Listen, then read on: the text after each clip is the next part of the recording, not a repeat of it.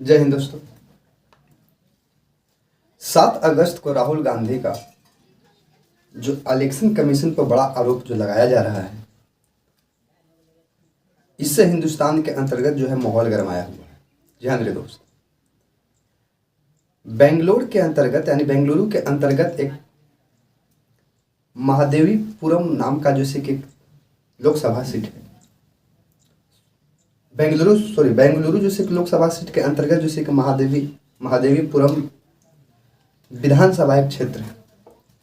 6 महीना के जैसे कि एक तरह से कह सकते हैं 40 टीम उस सर्वे में जैसे कि लगा हुआ था, और उसके बाद जो नतीजा जो आता है उसके अकॉर्डिंग इलेक्शन कमीशन पर बहुत बड़ा आरोप लगता है। और अब जैसे कि देखते देखते जैसे कि बाजार इस तरह से जैसे कि मार्केट में गर्म है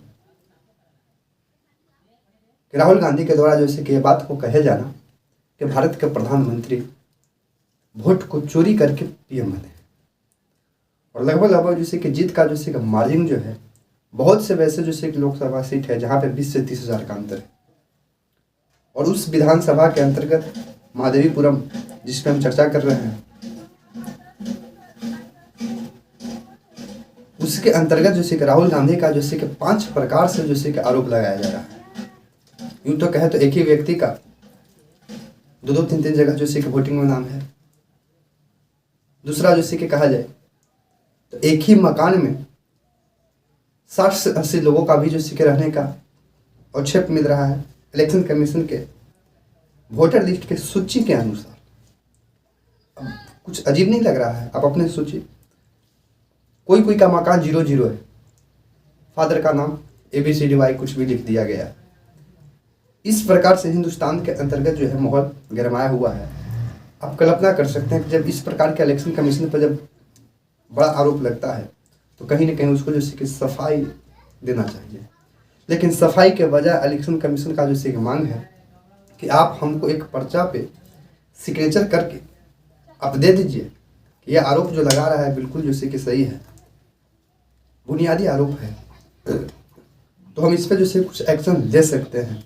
और अगर यदि ये बुनियादी यदि गलत होता है फिर इससे आपकी जैसे कि मतलब समझ सकते हैं कहने का। लेकिन राहुल गांधी का जैसे कहना है कि हमने एक बार जैसे कि संविधान के सामने जैसे कि शपथ ले लिया है तो हम आपके पास दोबारा जैसे कि सिग्नेचर शपथ नहीं ले सकते।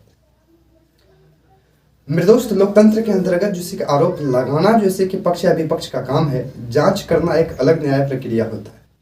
अब हम आरोप लगाते हैं, इसका मतलब ये नहीं कि हम जो कह रहे हैं इसका हम सत्यता का प्रमाण दें।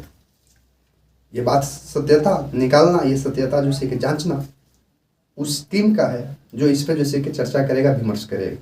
लेकिन आप बेखूबी समझ सकते हैं कि जो व्यक्ति जैसे कि 6 महीना लगाकर 40-40 जैसे कि व्यक्ति का जैसे कि समूह बनाकर यदि वो सर्वे किया है और मालूम चलता है कि 60 से 7 फीट ऊंचे जैसे कि सूची लिस्ट को एक एक कर करके अध्ययन किया है, तो कुछ तो सच्चाई जरूर होगा। क्योंकि शीतकालीन जैसे कि लोकसभा जैसे कि काल जब चल रहा था उसमें राहुल गांधी जैसे की बात को कह रहे थे, बार बार कोट कर रहे थे कि हम एक ऐसा जैसे कि विस्फोटक चीज फोड़ने वाले हैं जिससे इलेक्शन के अंतर्गत लोकसभा को बहुत ही बड़ा जैसे कि धांधली जैसे कि सामने आएगा, और नतीजा आपके सामने आया। प्रश्न बनता है ना मेरे दोस्त कि जब व्यक्ति जैसे कि 600 महीना और वो 40-40 लोग एक बाई एक कर करके यदि अध्ययन किया है तो आप बेखूबी जैसे कि आकाश लगा सकते हैं कि कहीं ना कहीं उसमें जैसे कि सत्य जरूर होगा। और ये जैसे कि चाहिए इलेक्शन कमीशन को, क्योंकि उस पर जैसे कि इतिहास के आज तक में सबसे बड़ा जैसे कि धवा थोपा जा रहा है।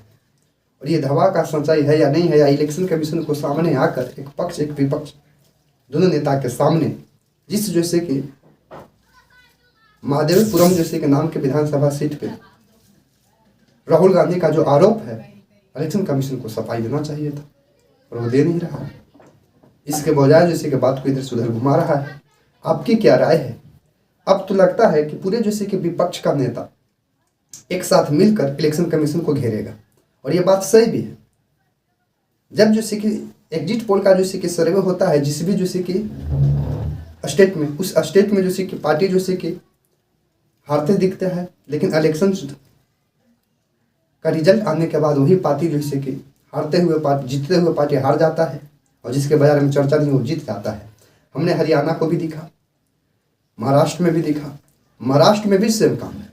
महाराष्ट्र में भी यानी कि चुनाव जब महाराष्ट्र का हुआ, तभी से राहुल गांधी को इलेक्शन कमीशन पर शक होने लगा कि अचानक जैसे कि 1 करोड़ जैसे कि नाम जैसे कि कटना और 1 करोड़ नए जैसे कि जुटना, इस प्रकार के आरोप लगाते हैं, ये आखिर कैसे हो पा।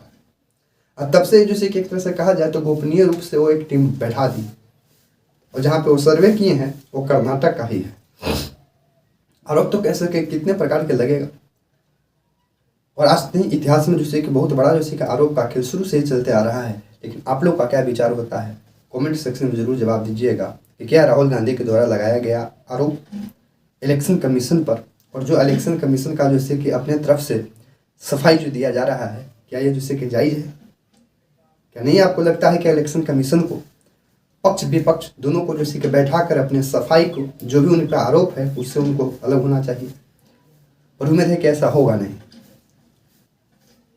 उम्मीद है कि ऐसा होगा नहीं। और मेरे दोस्त, अगर यदि लोकतंत्र में इस प्रकार के घटना जैसे कि आए दिन दिखने का मौका मिलता है, इसका मतलब है कि साफ जैसे कि झलकता है कि लोकतंत्र जो है वो खतरे में।